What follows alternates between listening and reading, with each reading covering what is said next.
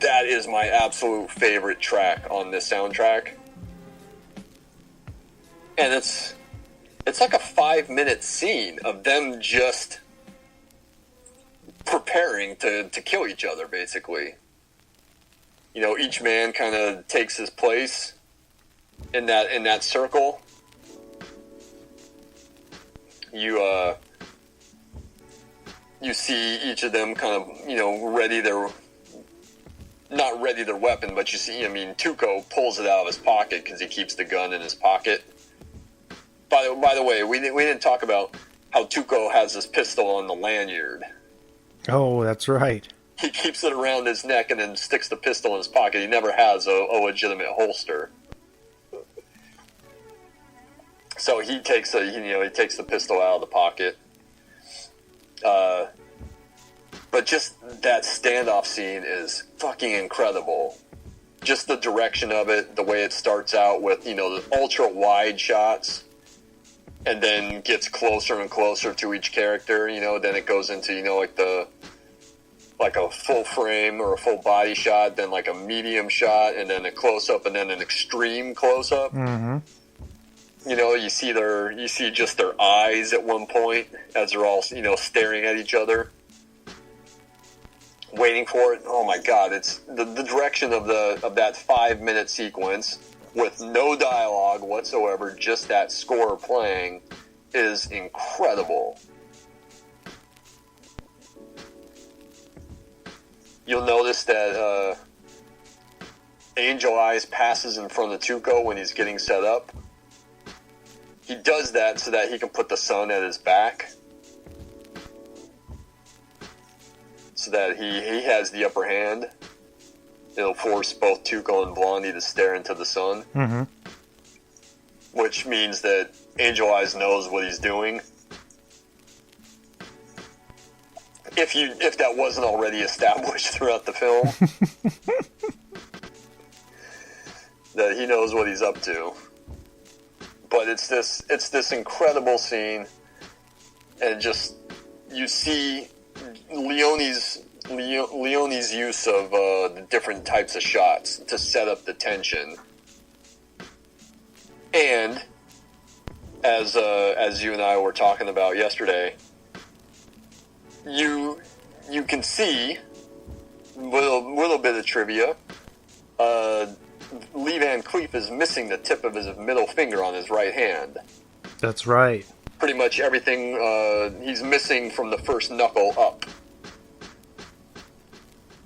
And this was years ago, but I read that there was some debate as to how he lost that tip of that finger. He said he's unfortunately he passed away in 1989, but he said he had lost it in a construction accident. I guess he was building a dollhouse for his daughter. Okay. And, you know, lost it when, you know, with a saw. But there was also like this urban legend that he lost it in a bar fight.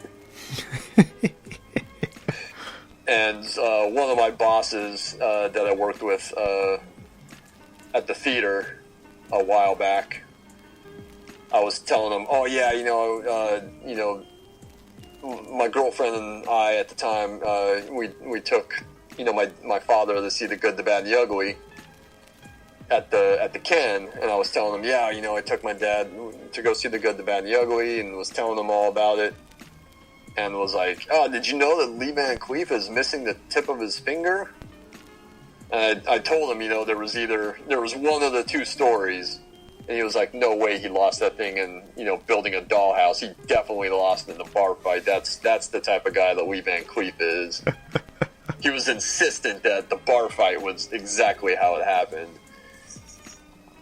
So either way, you know, one story's better than the other, obviously, but either way, he's missing the tip of his middle finger, and you can see it when he's reaching for his gun. In the close-up of Angel Eyes reaching for his pistol, you can see the tip of that middle finger missing.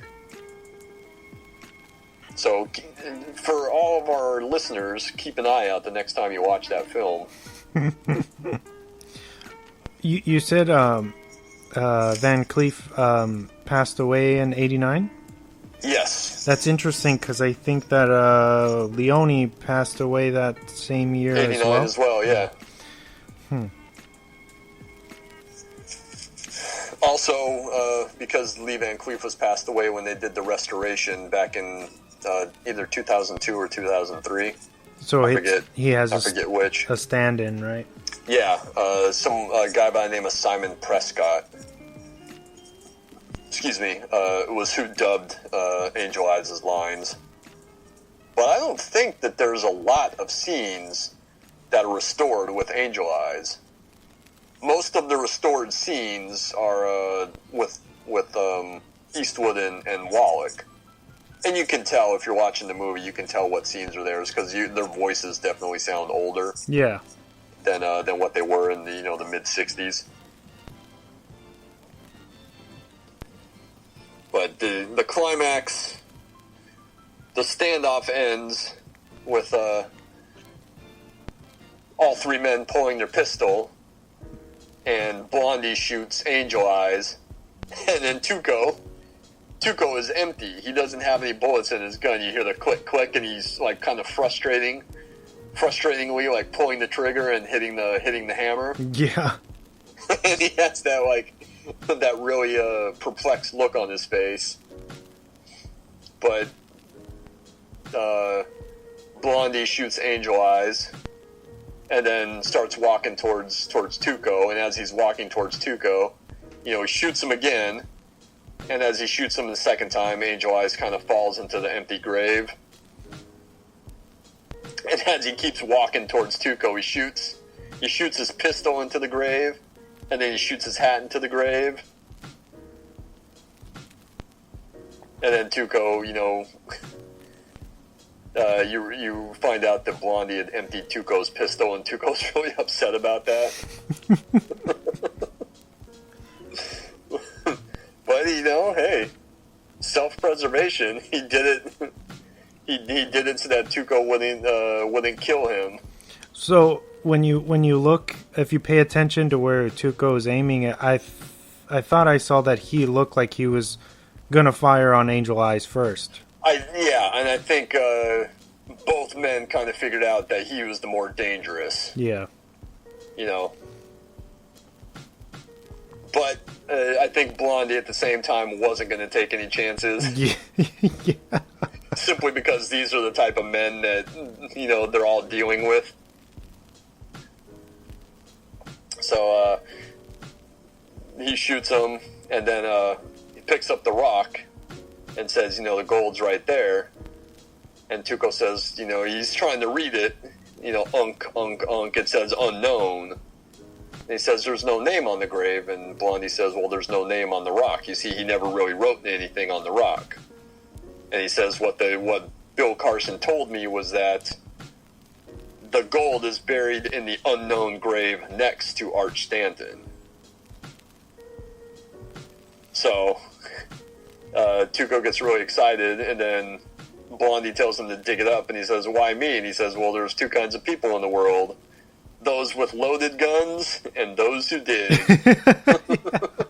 You dig. So he makes him dig up the gold. He pulls out the gold. There's, 6 bags? Or 8 bags, excuse me. There's 8 bags, so 4 apiece. And Tuco opens it up, sees that the gold is there, is real, and he's super ecstatic. And then he looks up and he sees the noose. And Blondie tells him to stick his head in the noose. He loads up his gold, and he rides off, and it leaves Tuco just kind of balancing on the cross, on the headstone. And he's calling out for Blondie. He's just really scared, and he's trying. He's really trying to keep himself up, because it's a very perilous situation. Yeah, he looks like he almost wants to cry, because he's like, man, I came all this way for this. And now Blondie's gonna fuck him over again. And there's a really funny part where he looks up. There's the drum as he's trying to not not fall off the cross and hang himself. You hear the drum on the soundtrack, and he looks up, and then it goes quiet, and he doesn't see Blondie anymore. And then immediately you see Blondie, like, emerge from a tree in the distance, and as he emerges, then the drums pick up again. Uh-huh.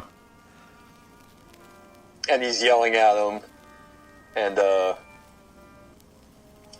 Blondie pulls out the rifle, aims it, and shoots the rope so Tuco falls. And he falls onto the gold, and then we have a rehash of the beginning titles where it says, the ugly. Yeah. It shows, it freeze frames like it did in the beginning. Mm-hmm. It shows Angel Eyes in the grave, says the bad, and then it cuts to Blondie with the rifle, and it says the good. And then it unfreezes, and Blondie goes to ride off, and then Tuco's yelling at him, screaming obscenities at him, and he goes to call him like a dirty son of a bitch, but the bitch gets cut off by the cry on the soundtrack. Yeah. They show Angel Eyes in the grave, like his corpse, and it says the bad. Yeah. Yeah. But man, like, the last, say, 20 minutes of the movie are so fucking awesome. I mean, the whole movie itself is great. But I'll say again, like, the climax is my absolute favorite part of the film. That is a Mexican standoff, and that was not the deal. As you said, like, it kind of made that trope popular. Yep. And I know that Tarantino references it in Inglourious Basterds, which you just quoted, but also in Reservoir Dogs, there's that three-way standoff at the very end of the movie. Or the four-way standoff, I should say. Yeah, because it's... technically three ways, because only three of those guys have guns, but there's four people in that circle. And Pink goes and hides under the ramp, right? I think. Yep. Yeah. He's like, what the fuck are you guys doing? He's trying to talk sense, and everyone is looking to kill each other. Oh, man, Chris Penn is so good. The late Chris Penn. Yeah, he's like, stop pointing that fucking gun at my dad.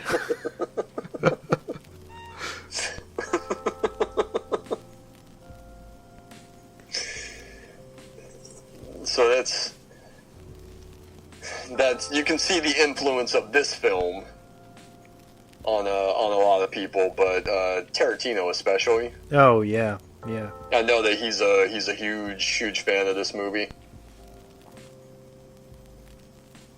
and obviously, he's dropped a lot of Morricone tracks in his later films, even using Morricone to score The Hateful Eight. They got kind of upset with each other for a bit, right? Yeah, which was, I think, Morricone was a little bit upset that he was kind of using the tracks out of context. Oh, But that was all. And honestly, I think we talked about it last year. I think also that was kind of blown out of proportion by the press. Yeah. Like, that they were, like, feuding really badly, and it was just, he was a little perturbed that he was using the tracks out of context, but obviously that relationship was better later on. I mean, he scored an entire film for him, and, they got along great. Didn't Morricone win an award for that one? He did. I believe his only Academy Award win was for the Hateful Eight score. Wow. Which is a travesty, because he should have won for, a half dozen other scores. This one, especially, The Good, the Bad, and the Ugly, especially. I mean, this film, like we've talked about, kind of changed the game. Something that I mean, there was the production code, kind of pre pre-60s.